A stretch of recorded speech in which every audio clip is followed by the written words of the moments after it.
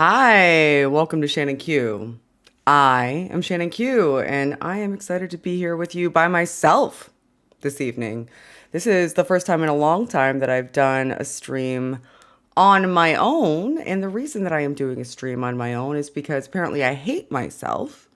And I consistently expose myself to Stand to Reason's content. And instead of following Paul around the house, Paul from Paulogia around the house, complaining to him about how annoying I find them and all of the problems I have with some of their content, I thought that, maybe I would do it on the Intron web. This is essentially the YouTube version of Old Man Yells at Cloud. This is old lady yells at YouTube instead. So I'm hoping that you guys will find some value in it. It's not something that I regularly do, but I am hoping that it is something that I will do more of. As a content creator, I find that it's difficult for me. I often think that if I don't put like 6 months of research into a video, that it's not worth posting.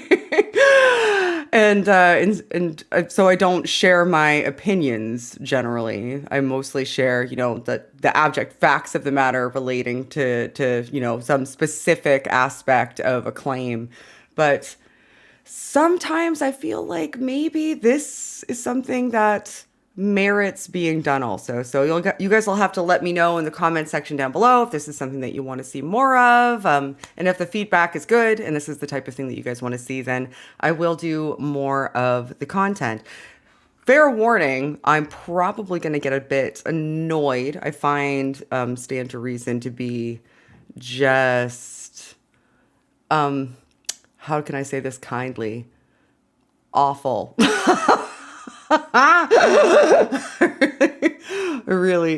I really take umbrage with a lot of their content. And one of the reasons that I expose myself to Stand to Reason so consistently is that Stand to Reason is Greg Koukle's baby. And his book Tactics is something that I dislike because I dislike the idea of teaching people how to manipulate and introduce rhetorical manipulation constructs into conversations in order to have people see things their way, as opposed to having honest dialogue. That's something that I have a preference for and advocate for, and that's the type of thing that their channel does. So anyway, I came across this video that we're going to be seeing. It is not Greg Koukle. It is actually Jon, and I don't know if I'm going to pronounce his name correctly, Jon Noyes, who is one of the people who works on Stand to Reason. There's several other people aside from Greg Koukle who do content on the Stand to Reason channel, and the link is in the description for the full video. And I've done responses to them before. I did a response to Alan Schleman, who is another one of the Stand to Reason bros, who was discussing the history of homosexuality in the DSM, and there was a significant amount of correction. So if you like this content and have the same sort of attitude towards Stand to Reason that I do, you may enjoy that video where I laid out the actual history of homosexuality in the DSM and why it was removed, etc.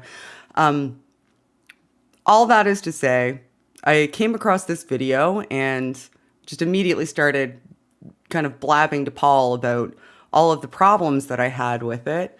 And rightfully so, he had the suggestion that maybe there might be some value in me doing that here. But I'm used to having conversations and not being by myself. So if I'm a little bit awkward, that's my general disposition. So we're all just going to have to deal with it. So without further ado, and I will take questions as I go also. I'm going to pause this video probably a lot of times and have like a lot to say about the video. So you can either super chat me a question if you want to support the channel. That would be cool. And if not, no worries. Just make sure that you tag me because I'm not great at following the chat in real time.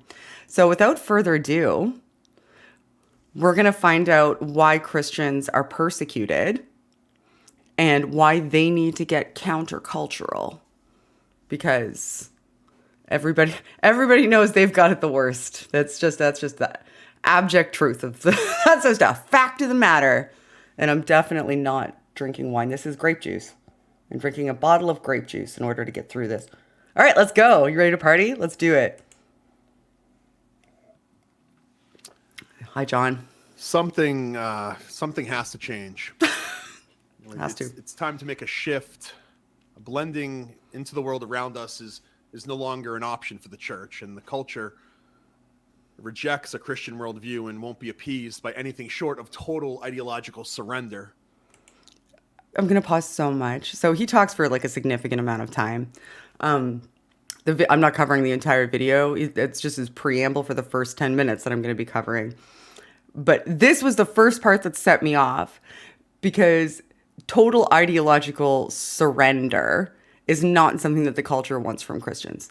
There is literally not a soul on earth. There is nobody saying, well, maybe there's somebody, sorry, but like the impetus of the culture is not that Christians can't be Christians. They can't believe what they want to believe. They can't, enact their faith in whatever way they feel comfortable with without it being imposed on others. That is not the case.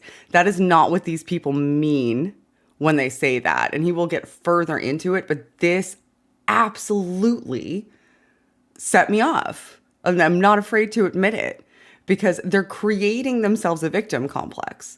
They're saying essentially culture isn't the way that we want it to be. And that is a direct attack on us. That is a direct attack on us. Them saying that people can be a way that we don't agree with, like whatever that may mean. And he'll get more into it later. And I'm sure you can guess. People not being the way that we are living their lives the way that we deem is appropriate is now becoming more accepted. And because it is becoming more accepted, that is a direct attack on us. And the only thing the culture wants is our total ideological surrender. So when you extrapolate that, what does that mean? It doesn't mean ideological surrender, because nobody's saying you can't be Christian, you can't believe in God, you can't do whatever you think Christians should do. What people are saying is you can't impose yourself on others. You no longer, and knock on wood, this isn't entirely the case yet, but you no longer have the reins of society. And now people don't have to live according to your religiously ascribed values and can live a different way. So what are they surrendering ideologically here? The answer is nothing. They're surrendering nothing ideologically. But what they are surrendering from their perspective is the ability to force people to enact the type of behavior and conform a society or construct a society that enacts their values. And that is not persecution. That's the prevention of people overtaking a society that's egalitarian. And we are 1 minute in. He's about to get serious, though. He's got some very valid points to make, and we're all going to listen just very attentively and give him the benefit of the doubt, like I did. So it's time for us to get countercultural, and that's what we're going to be talking about. Welcome to the Point, my bi-weekly live video. Here we take a look at cultural issues from a distinctly Christian worldview. I want to remind you that if you're watching this, you can add some comments. We're not going to read his comments. Don't worry. We're not going to listen to him answer questions. 10 minutes or so. Blah, blah, blah.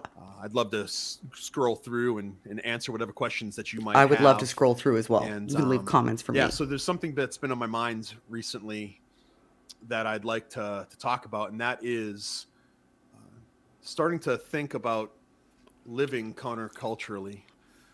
What are we going to do when the culture really presses back at us? And I say us, I mean the church, I mean the Christians. And when I think about living countercultural, Jesus, of course, comes to my mind. Of course it does. When the Pharisees asked if, for example, paying taxes to Rome was lawful, Jesus said, "Render to Caesar the things that are Caesar's, and to God the things that are God's." I think we all know that passage pretty well. According to Jesus, some things actually do belong to Caesar, though not everything Caesar thinks is his. So I'm gonna pause again. I waited longer than I thought I would. That's not gonna last long, though. So don't get too comfortable in listening to Jon for long streams of consciousness. So what I think he's trying to say here, and this is just my interpretation, which I think is a fair thing to do in situations like this, because you're putting it out there in the hopes that people are going to interpret it a certain way and receive it a certain way. And he's not being abundantly clear. Like, he's not just explicitly stating. He's hoping that people are going to make inferences. So if somebody makes an inference that he dislikes, then he can say, well, that wasn't my intention, but blah, blah, blah. All of that is to say that when he's talking about rendering things onto Caesar that are Caesar's and things onto God that are God's, he's using a passage from the Bible in order to reinforce the idea that even though God, through his divine word said in the Bible that we do need to kind of, live within the confines of society and respect governments, there's limits to that. There are limits to that. And the limits to that are open for my interpretation. And I'm going to tell you what those limits are. And those limits in this instance are the denial of the ability to impose how society should be structured on that society, which actually I don't know that Jesus would agree with based on my reading of the Bible, but whatever. But I think that is the groundwork that he is laying. And I'm very excited for it to get to the later part, because that's the part that pissed me off the most, which is, I think, the part that you guys will be most excited to see me lose my mind about. So render to Caesar what's properly his, but more importantly, render to God the things that are God's. And that begs the question, what belongs to God? Yeah, exactly. Well, we do. Rendering to God means continuing to be faithful in all areas of life. Even when we live in a distinctly anti-Christian culture, how do we do that, though? Well, here's some pointers there are some suggestions, I guess, that I have. First, he's got thoughts. He's got some he has some thoughts and some suggestions about. And did you catch what he said about what belongs to God? We do, right? And what he's using we as not just Christians. That we means humans, like humanity. And since we belong to God, this is, I think, the point that he's making. We should encourage and construct a society in a way that either encourages people to comport to that or makes it difficult or impossible for people to exist in a happy and content fashion if they don't comport to that. We should be allowed to work to impose that without reprise, without repercussion, without any pushback. And they see themselves now as countercultural because the culture is progressing. Not enough, mind you, not enough. But the culture is progressing so that there is more representation of perspectives that are not from his view. And I know that there's Christians that disagree with him, and thank goodness for that. But from his view, like this on-biblical, on-Christian sort of lifestyle, where there's religious pluralism and there's more equality and people are, represented fairly. And by him saying we belong to God, that's him coding that because we belong to God, we don't belong to the government. So things that pertain to how people act and behave are things that we as Christians have an absolute God-given right to have input on and influence over. That is how I read that. You can correct me if I'm wrong, but I think that is the message that he's attempting to deliver. Oh, you guys are already sending super chats. Cool. Thanks. I will read them. And then I will go back into it. Vibrantly Brantley, thank you. Hi. I haven't seen you in a while. Don't have time to watch Take My Money. Thank you. I appreciate it. Mr. Monster, I really want to call into Atheist Experience and Talk Heathen just to talk to those people. But I'm atheist. What would be a good topic for me to bring? And also, I love Paulogia. He does great information. He does great animation. He does do great animation.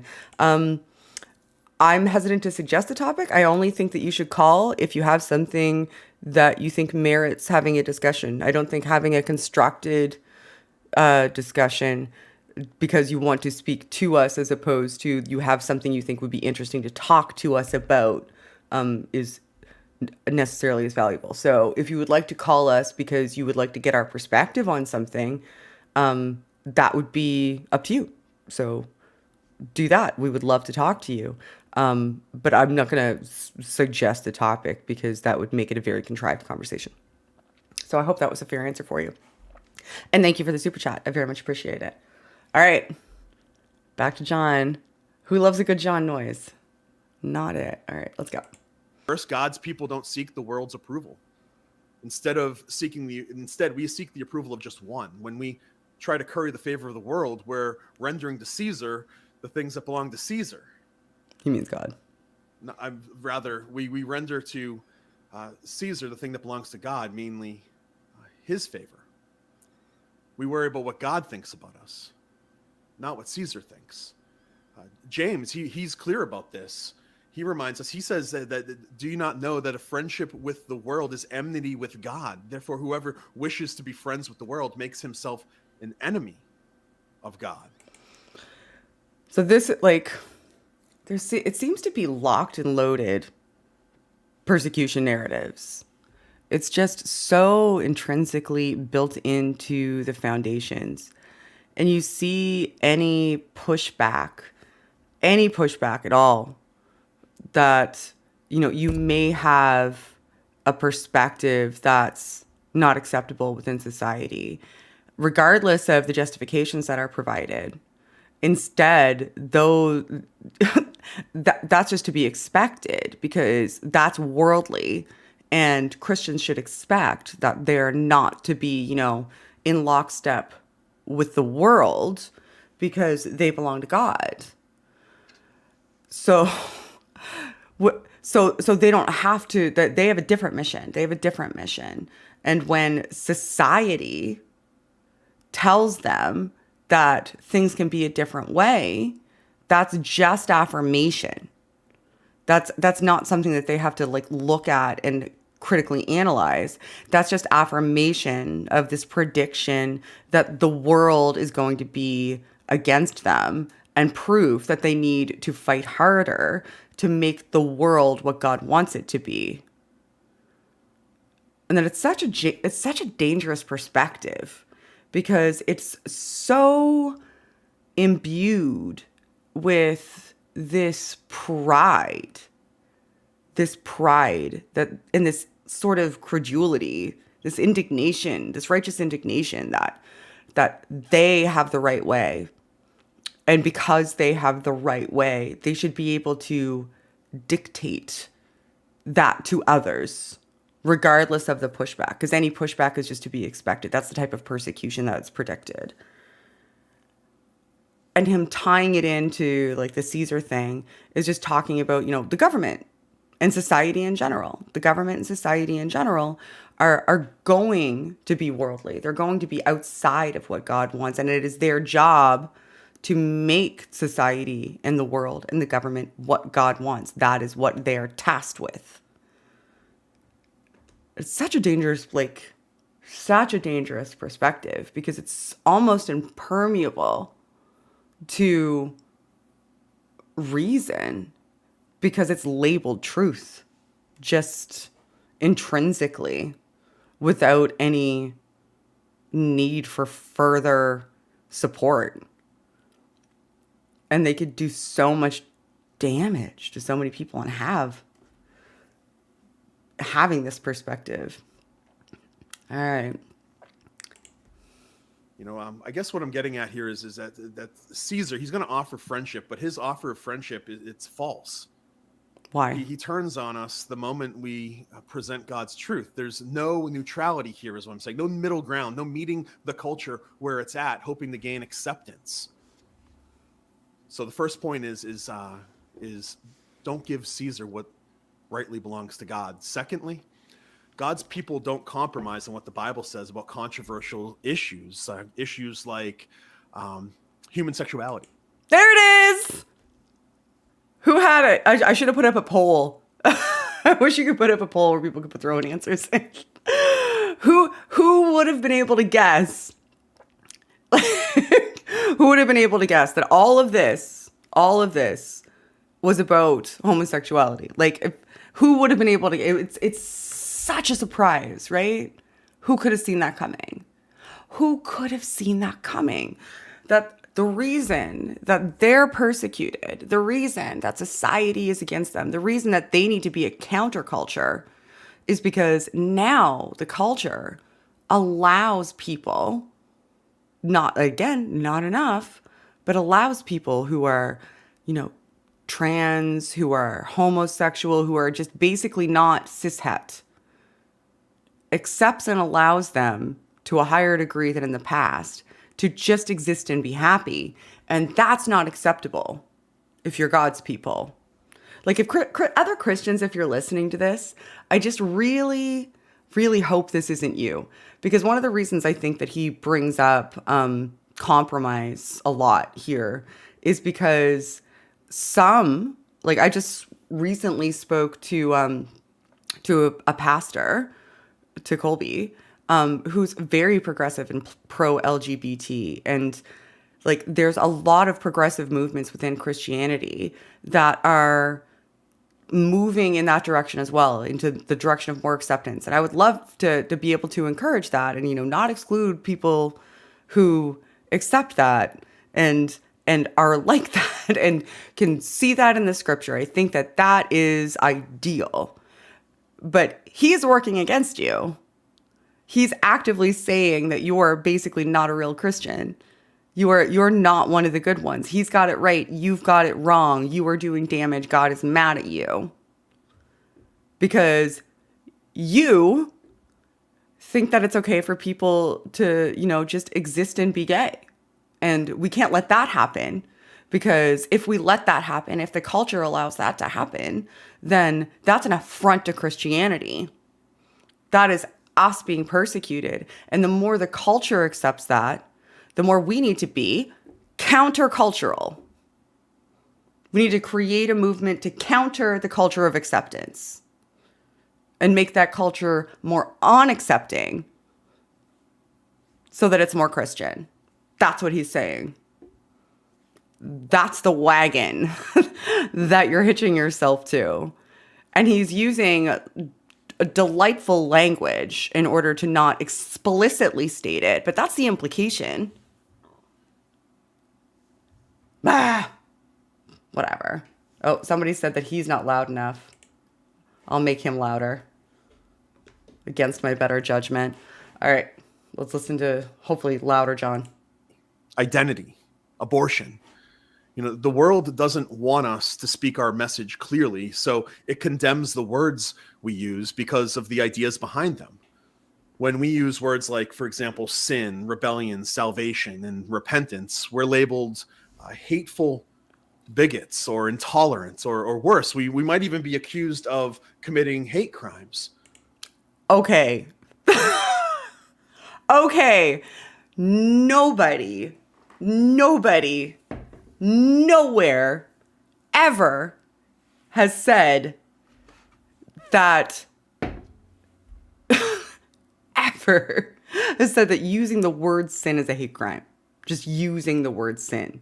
He has stripped this of any type of context in order to make it seem like people aren't justified in saying he's being bigoted against LGBTQIA plus people. As if him just saying the word sin or bringing up sins is somehow just, you know, him telling the truth. And then just doing that, just people are just going to accuse you of a hate crime just for saying sin exists, which is just ridiculous on its face. It's just ridiculous on its face. He's removing any context. If you're accused of a hate crime, it's likely because you did something overtly bigoted that directly damaged a person or group of people. That is a hate crime. But he's attempting to obfuscate it, to make it seem as though the things that they do aren't that bad, really. They're just telling the truth about sin. And the poor them. They're being told that they're bigots that are committing hate crimes just because they said sin exists. That's not the case. If you're being called a bigot and being accused of a hate crime, is because you're attempting to do something or influence the culture towards something or addressing a group of people in a way that attempts to subjugate them and prevent them from living a happy, healthy, and full life because you wish to impose your perspective on how they should live their life on them against their will. It's not a difficult concept. It's really not. Don't be leave everyone else alone. There is no one attempting to prevent you from being a Christian. Not a soul. You can believe whatever. I will not stand in front of you while you're attempting to walk into a church, John. I just won't. I never will. Most people won't. 99.99999% of people in the world, regardless of their belief, will not attempt to impede you from practicing your beliefs. What we will attempt to do 100% of the time is prevent your beliefs from impeding others. It's just that simple. It's none of your business. Stay out of people's lives. They are not hurting you. Grant them the same respect that you're demanding while saying that you're persecuted, while saying that you need to be countercultural. You need to be countercultural. Why? Because somebody is preventing you from being Christian? No, nobody is. Because somebody is telling you you can't believe what you want to believe? Nope, nobody is. You need to be countercultural because what? Oh, because you need to and want to create and cultivate a society where people can't do that for themselves. You want to prevent other people from doing the very thing that you're complaining about. Like, how is that not obvious? How? And like, in what world is that not fucking obvious? Like, practice what you preach. Practice what you preach. You want people to not impede your ability to believe? You want people to not stand in the way of you living your life in the way you see fit, so long as you are not, and this one's key, harming or attempting to impose it on others? Then just do the same. Just do the same. It's not that difficult. It's not that difficult. You are not the victim here. You're attempting to victimize people. And people are saying, hey, maybe don't do that. And you're like, whoa, you just called me a bigot and now my feelings are hurt. Still remain resolute. Remember. In what? We don't have a license to be unloving, though. Maybe I shouldn't. We can't be nasty or mean jerks for Jesus, but we also can't give in to the cultural pressure to. We can't be nasty or mean. Like we just need to make sure that we control our tone so that we seem like the nice ones while we're telling you that you need to go to conversion therapy and not live a happy life and make yourself miserable and put you through torture. We need to make sure that we're presenting that as love, which is even more nefarious also, fucking by the way. That's more nefarious. Because if you present harm as love, that's abuse.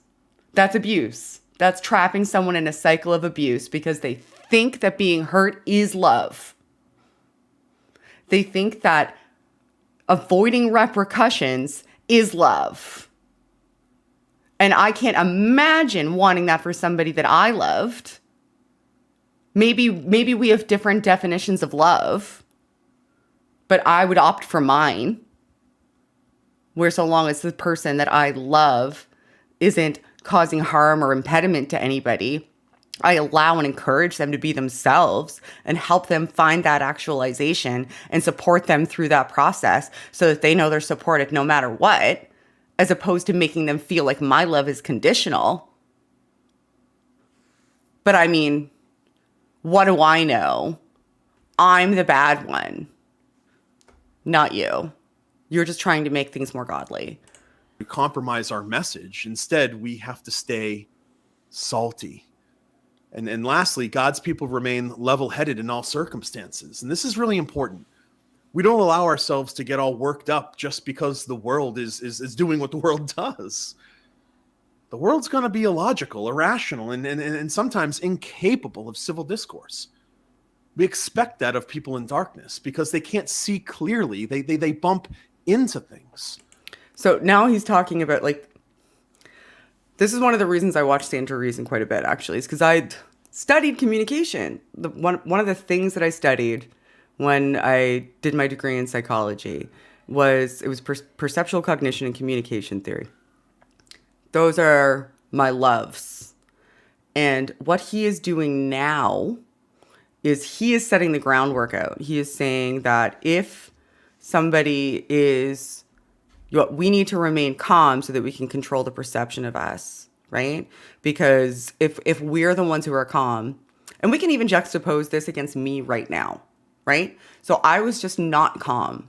I may have been right, and I think that I probably was, but I used explicatives. I said a swear. I did a swear.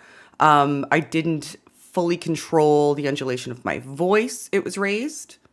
And I spoke in a rapid pace, and I indicated a degree of possible aggression.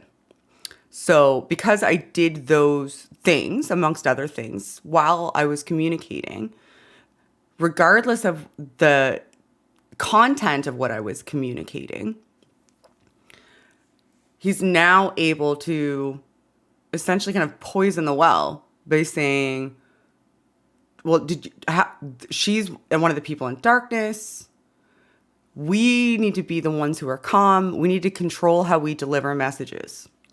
And if we are controlling how we deliver messages, then that juxtaposition between us being, the calm, rational ones, while we're saying, you don't really deserve these rights, and you're not, a good person, and God's going to punish you, and all of these bad things, and you need to not be yourself, and we want to change everything about who you are, and we don't think that you have a place in society. If we do that in the appropriate tone, then we'll seem like the rational ones because of the tone that we're using. And because what he is saying is so inflammatory, there's a natural response like the one that I just had. That people are going to meet that with, hey, like, what the fuck? No, like, that's not okay. You can't do that to people. That's unacceptable. And they comparatively will seem like the irrational ones, because in that situation, one person has a tone that's controlled, and the other person has a tone that seems more emotional, and emotional tones are tied mentally to perceptions of being less rational. Whether that is the case or not, that's just kind of part of the way that we're wired. So one of the reasons I watch Stand to Reason quite a bit is because they have this awareness of communication dynamics and perceptions around communication, and they utilize it as a tool. They even wrote a book about it in order to use rhetorical strategies to manipulate people. And some of those can be effective. So I wanted to call that out. One, because I know that there's going to be times that I'm not able to control my tone, especially since I'm live. I would probably be more capable of controlling my tone if I wasn't live, because I would have time, for reflection and scripting, which is one of the reasons I kind of prefer that, as opposed to like an immediate, visceral sort of off-the-cuff reaction. But that is worth calling out, and it's worth noting, not just in this video where I'm talking. Oh, my video just did a weird thing. Can no one see me anymore? Uh-oh. Sugar. Where did I go? What happened? This is a tragedy. Uh-oh. You can't see me or him anymore, I don't think. You can only see purple stuff. And I don't know what happens. Goodness gracious. Uh-oh. All right. Oh, and I was just getting to the good part. Now I don't know if I'm going to be able to do it because my computer just did something super weird. Gosh. Let's see. Now I'm just clicking things. I know. Purple glitter. I know. I hope you guys can hear me still. I think you can. I don't know what happened to my camera. Scene is there. Yeah, I know. My scene is here. Paulogia has arrived to attempt to help me. But if you tried switching those, I assume. I tried what? You tried switching these, I assume. Mm-hmm, I did. Okay. Everybody can hear you attempting to assist me, but nobody can see me. Nope. Isn't that weird? It's like the stream deck just died. Well, now I'm going to have to private this video, which sucks. Because I had so much more to say about what he was doing. It's like my entire computer just went bananas.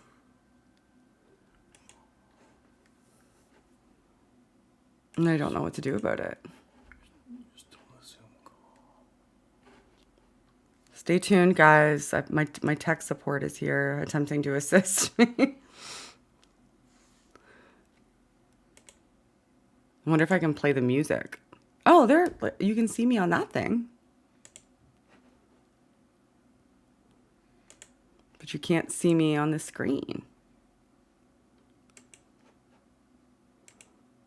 I wonder what happened. And also the video over there just stopped. My computer wigged out for a sec. I guess I need a new computer. Hi, everyone. Remember when I used to just have sound problems? Now my whole video, but the sound still works. So that's at least something. That's big for me. Isn't that strange? Oh my gosh. Stay tuned. Dun, dun, dun, dun, dun. I'll sing music. Gosh, do you think I'll have to end the stream? It doesn't look like we're going to be able to fix it, does it? Oh, that's boo. We're trying.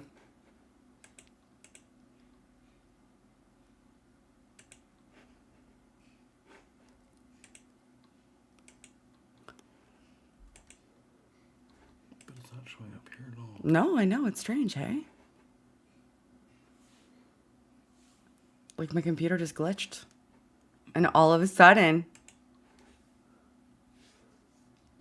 Oh, I was so excited to get to the other point. I could just put the camera on, but then I won't be able to share screen. I guess. Well, we can try working on both things, but which is camera, which is camera? Video capture device. But I'd have to shut down the Zoom meeting, I think, to use the video capture device, because I can't use them both for the same thing simultaneously. My poor audience. If we can get it back going, we can, edit it later. Yeah. Do you want to quit the Zoom call? Yeah, maybe I'll end it and then start it again. Sure. Let's try that. Have you tried turning it on and off? You tried turning it on and off again. And like, what happened with this also? Is like it also not showing in the... No, it's okay now, I think. Okay, so now we press this button. We'll go here, press that. It's still not showing. Nope. Nopers. Thanks, people who are still here. You guys are the best. We're gonna have to cut this video. Like the live stream's 3 hours long because we're fixing the video that died in the middle. But the actual video is 25 minutes. I guess you can figure out what you want to do here. Figure out what I want to do? I want my video to work. I don't know. We have to go offline to do that. So. Oh, no. I wonder why. Okay, well, let's see if I can do this. I could probably still play the sound through on his video, right? Yep. So where's the... You just brought up a thing that said use, like, the camera. Because I just... So where's that?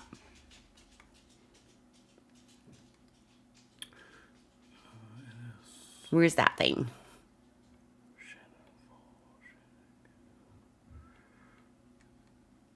There.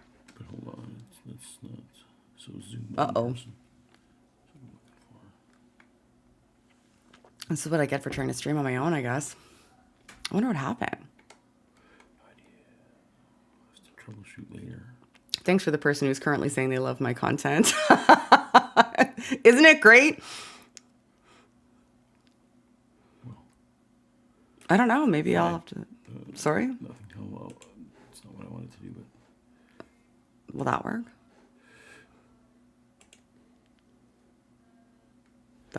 That's me. But it's not. No, it's still not working. No, you're not. Gosh, it's just not possible, I guess. Yeah, OBS has done something weird. OBS has done something strange. Yeah, you can't even add yourself manually as a one. Oh, man. This is tragic. I'm sorry, guys. I think I'm going to have to end this stream.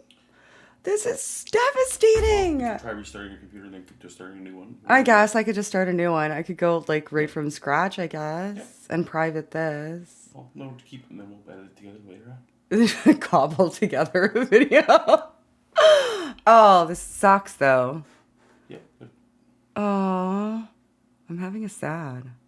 This is devastating. If you restart, $20 to fix my tech problem. Thank you. It would take a lot more than that. I would need to. I don't know what happened.